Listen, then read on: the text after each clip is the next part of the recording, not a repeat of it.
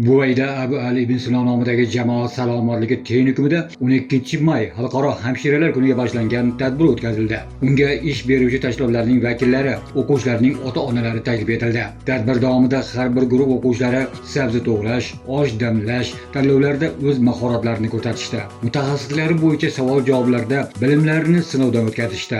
Jarayonlar malakali mutaxassislar tomonidan kuzatilib, baholab borildi. Shuningdek, o'quvchilar tomonidan tayyorlangan badiiy chiqishlar barchaga a'lo kayfiyat ulashdi. Texnikumda milliylikning targ'ib etuvchi ko'plab tadbirlar o'tkazib kelinayotganligi e'tiborga molik. Shulardan biri milliy raqslar tanlovidir. Saralash bellashuvlarida g'olib bo'lib, bugun finalga yetib kelgan 13-chi, 6-chi, 4-chi, 15-chi, 17-chi guruhlarning qizlari o'z tengdoshlari va ustozlari qarshisida yana bir bor iste'dodlarini ko'rsatishdi.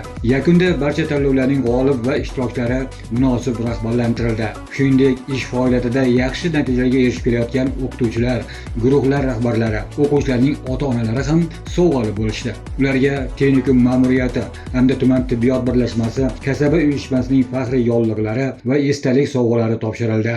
Bu bayramdan maqsad o'sha 12 may Xalqaro hamshiralar kunini bayramona tarzda o'tkazish va bu Xalqaro hamshiralar kuni munosabati bilan yoziladigan dasturxonlarimizda turli xil milliy urf-odatlarimizni uyg'unlashtirgan holatda o'quvchilarimiz milliylik va zamonaviylikni uyg'unlashtirgan holatda zamonaviy raqslar, milliy raqslarimizni, kiyimlarimizni o'zida mujassamlashtirib, dasturxon yozib, bunda turli xil nominatsiyalar bo'yicha birlashdilar. Bu nominatsiyalarda g'olib gruppalar rahbariyat texnikumimiz tomonidan taqdirlandi.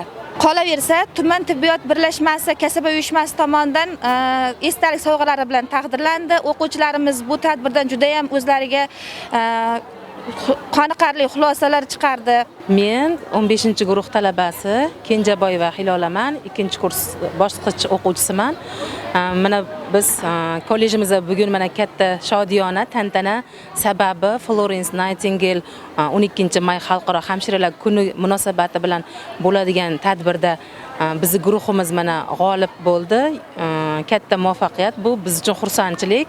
Hayot mobaynida ish jarayonimizda bu bizga olgan bilimlarimiz qo'l keladi, yordam beradi. O'sha bemorlarga shoshilinch yordam berishda, ularga dardlariga shifo, malham berishda bizga texnikumimizda olgan barcha bilimlarimiz hayotda qo'l keladi bizga. Men Shukurova Barchinoy, mana shu kollejda o'qiydigan Ranoxon Abdulhashimovaning onasi bo'laman. Men qizim hozirda Toshkentda Moliya institutida o'qiyapti. Shu yaxshi bilimlari borligi uchun, o'rni borligi uchun shu kollejda xodim sifatida ishlayapti hozirgi paytda.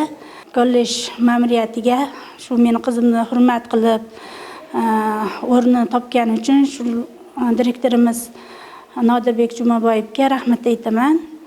Ma'lumot o'rnida shuni aytish kerakki, ushbu texnikum Farg'ona viloyatidagi yetakchi o'rta maxsus ta'lim muassasalaridan biri. Bu yerda tibbiyot sohasi uchun malakali mutaxassislar tayyorlab berilmoqda. Hozirgi kunda shu texnikumimizda 5 ta yo'nalishda, ya'ni hamshiralik ish yo'nalishi, davolash ish yo'nalishi, funksional diagnostika, tibbiy ijtimoiy ishlar, farmatsevtika yo'nalishlari bo'yicha o'quvchilar tahsil olib bormoqda. Mana shu 5 ta mutaxassislik bo'yicha biz tibbiyot xodimlarini tayyorlab, qonun asosida shu qonunda belgilangan davlat namunasidagi diplom bilan ta'minlaymiz.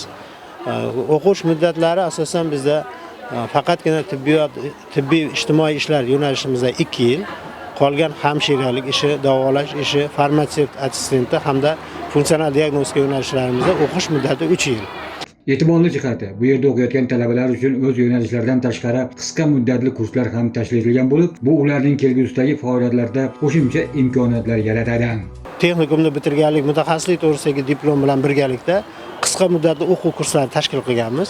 Bu qisqa muddatli o'quv kurslarimizda kompyuter savodxonligi, ya'ni o'quvchilarda IT texnologiyalar bo'yicha bilimlarni shakllantirish hamda shu bilan birgalikda diplomga qo'shimcha shu sohada sertifikatlar berish, ya'ni ishga joylanish darajasini oshirish, ya'ni har bitta diplom bilan borgan, IT sertifikat bilan borgan bitiruvchiga albatta imtiyoz, ya'ni birinchi o'rinda u kompyuter sohasi, chunki tibbiyot hammasi kompyuterlashgan. Shunga erishish maqsadida hozir o'quvchilarda kompyuter texnologiya bo'yicha qisqa muddatli kurslar ochganmiz. Bundan tashqari sog'lomlashtirish va davolovchi massaj qisqa muddatli o'quv kurslar. Bular har bittasi xorijiy tillar bo'yicha o'qitish, ingliz tiliga ixtisoslashgan o'qituvchilar bo'lyapti. Bular har bittasi Oliy ta'lim vazirligi tomonidan belgilab berilgan, tasdiqlangan o'quv rejalari, o'quv dasturlari asosida o'qitishlar olib boriladi. Bitirgandan keyin diplom bilan birgalikda o'sha sertifikat bilan chiqadi. O'ylaymizki, bu bitiruvchilarimizni ishga joylanishida qo'shimcha imkoniyatlar yaratadi. Ayni paytda texnikumda 2025-2026 o'quv yili uchun qabul jarayonlariga ham puxta tayyorgarlik ko'rilmoqda. Xo'sh, abituriyentlarni qabul qilish jarayonida nimalarga e'tibor beriladi? O'qishga qabul qilish qonun qoidasi bo'yicha hozirgi kunda bitiruvchilarga shaffoflikni ta'minlash, inson omilini yo'qotish maqsadida oliy ta'lim muassasalarida qabul boshlangan paytda bizga o'qish istagida bo'lgan abituriyentlar hujjatlarini onlayn topshiradi hamda oliy ta'lim muassasalari bilan birgalikda test sinovlardan o'tgandan keyin tanlov asosida shu tanlagandan keyin davlat test markazi bergan tavsiyasiga ko'ra bizga o'qishga tavsiya qilinadi. Biz ularni chaqirib o'qishga qabul qilib olamiz. Bu yilgi 2025-2026 o'quv yili uchun umumiy qabul rejamiz 360 ta rejalashtirilgan bo'lib, shundan 20% grant asosida, ya'ni davlat granti asosida, qolganlari to'lov shartnoma asosida o'qishga qabul qilamiz. Bir so'z bilan aytganda, Buvayda Abu Ali ibn Sino nomidagi jamoat salomatligi texnikumida tibbiyot sohasiga malakali o'rta tibbiyot xodimlari tayyorlash bo'yicha zamon bilan hamnafas faoliyat olib borilmoqda.